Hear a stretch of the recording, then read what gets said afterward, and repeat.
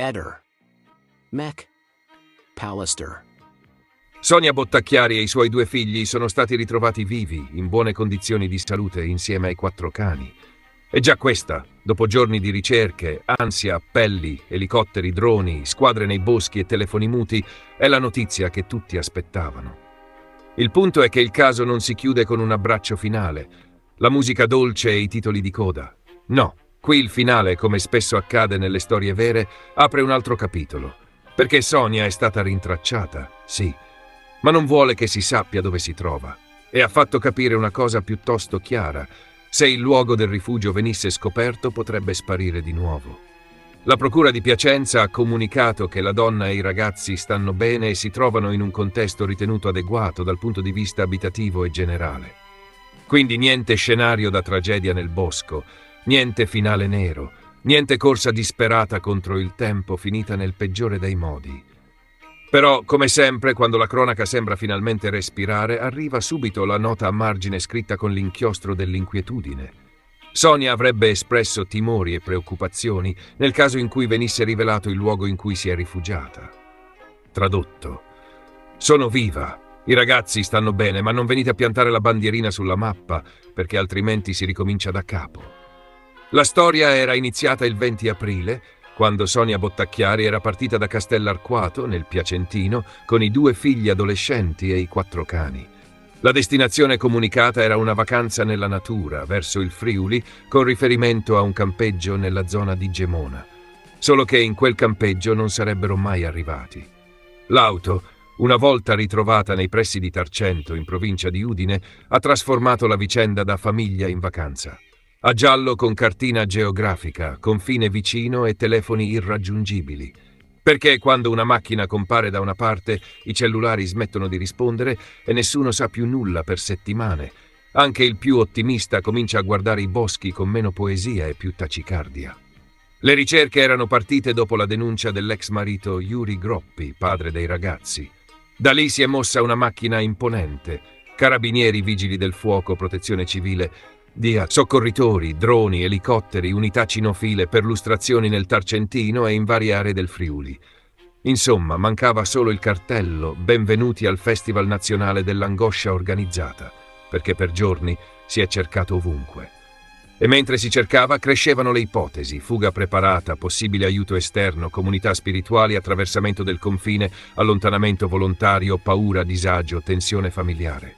Il tutto con quella delicatezza tipica delle vicende in cui ci sono minori, una madre, un padre, nonni, lettere, procura e un intero paese che comincia a chiedersi dove sia finita una famiglia intera. Poi sono arrivate le lettere. 2 scritti attribuiti a Sonia e ritrovati nella casa del padre Riccardo Bottacchiari, da cui sarebbe emersa una condizione di sofferenza e profonda inquietudine. E qui il clima è cambiato ancora.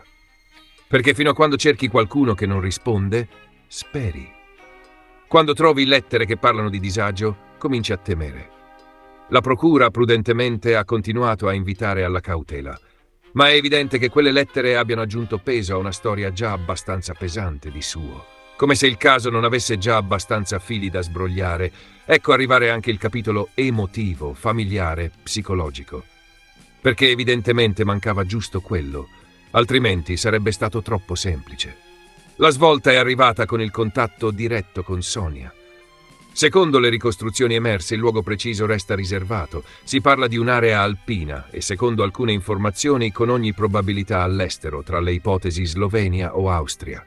Ma la sostanza non cambia. La donna non vuole essere localizzata pubblicamente. Sarebbe stata vista o comunque verificata in videochiamata dagli investigatori, che avrebbero potuto accertare visivamente le condizioni sue, dei figli e dei cani.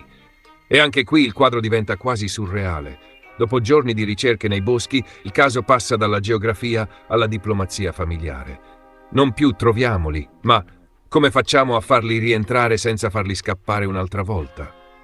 La procura ha chiarito che le indagini proseguono. Le ipotesi di reato restano quelle di sottrazione consensuale di minorenni e mancata esecuzione dolosa di un provvedimento del giudice. Attenzione però, il termine consensuale riferito all'allontanamento dei ragazzi è fondamentale. Significa che allo stato i 2 minori avrebbero seguito la madre volontariamente. E infatti la procura mette al centro il benessere dei ragazzi, la loro reintegrazione nel contesto sociale e scolastico e il fatto che fino all'allontanamento frequentassero la scuola con continuità e profitto. Perché anche qui la cronaca ci ricorda una cosa semplice. Dietro i titoli, le mappe, le ricerche e le ipotesi investigative ci sono due adolescenti che prima o poi dovranno tornare a una normalità. Ammesso che la normalità, in questa storia, sappia ancora dove abita. Nelle ultime ore è emerso anche il tema più delicato, il rientro. Se Sonia e i ragazzi si trovano davvero all'estero e se non ci sono misure coercitive immediate legate ai reati contestati, la questione potrebbe spostarsi anche sul piano civile. In sostanza, non basta dire tornate a casa come se fosse una chat di famiglia con il vocale dello zio esasperato. Servono passaggi, valutazioni, eventuali decisioni del giudice civile e se confermata la permanenza oltre confine, potrebbero entrare in gioco procedure internazionali. La burocrazia, come sempre, arriva vestita elegante quando il dramma ha già fatto il suo ingresso in tuta da trekking. Il padre dei ragazzi, Yuri Groppi, ha espresso sollievo. Ha detto che sapere che sono vivi è la cosa più importante e che ora attende che la situazione si risolva con gli opportuni accertamenti. Una frase asciutta, comprensibile, pesata.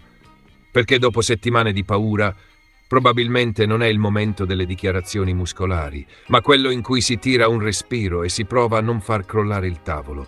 Anche perché qui il tavolo non è solo giudiziario, è familiare, emotivo, educativo, genitoriale. E su quel tavolo ci sono due ragazzi. Il nonno materno, Riccardo Bottacchiari, ha alternato sollievo e paura. Ha detto di essere rinato dopo aver saputo che figlia e nipoti sono vivi, ma ha anche espresso timori per il futuro. Da una parte ha invitato Sonia a tornare a casa, dicendo che poi si sistemerà tutto.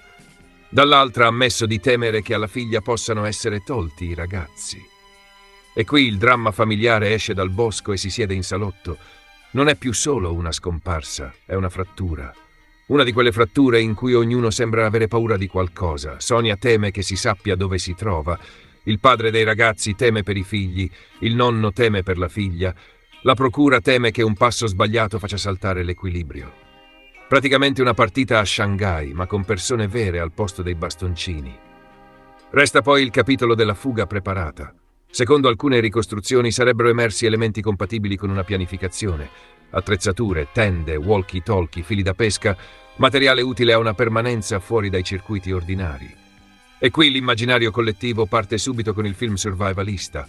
Montagna, zaini, natura, spiritualità, confine, telefoni spenti, rifugio segreto. Solo che non siamo su una piattaforma streaming e nessuno ha ordinato la serie Madre e figli nella Wilderness stagione 1. Siamo davanti a una vicenda reale e proprio per questo bisogna tenere insieme due cose: il sollievo perché tutti sono vivi e la prudenza perché la storia non è affatto chiarita. La procura punta ora a ricomporre una situazione familiare descritta come fortemente problematica. Questa è la frase chiave: non mistero risolto, non lieto fine. Non caso archiviato, ma situazione familiare fortemente problematica. Ed è lì che si trova il cuore della vicenda, perché il ritrovamento risponde alla domanda più urgente, quella sulla vita e sulla salute. Ma lascia aperte tutte le altre. Perché Sonia è partita davvero? Di cosa ha paura? Chi l'ha aiutata? I ragazzi che cosa pensano? Quale sarà il loro rientro? Il padre potrà riabbracciarli presto? Il giudice civile dovrà intervenire? E soprattutto, come si protegge il benessere dei minori senza trasformare una frattura familiare in una guerra di posizione? Per ora una cosa è certa. Sonia Bottacchiari e i figli sono vivi, stanno bene e non si trovano in una condizione di emergenza materiale. Ma il caso, paradossalmente, è appena entrato nella sua fase più delicata. Prima si cercavano 3 persone scomparse, ora si cerca un equilibrio. E quello si sa, non lo trovano i droni, non lo trovano gli elicotteri, non lo trovano nemmeno le unità cinofile. Quello lo devono trovare gli adulti. Possibilmente prima che siano i ragazzi a pagare il conto di una storia diventata troppo grande per loro. Ehi, non dimenticare di iscriverti a questo canale.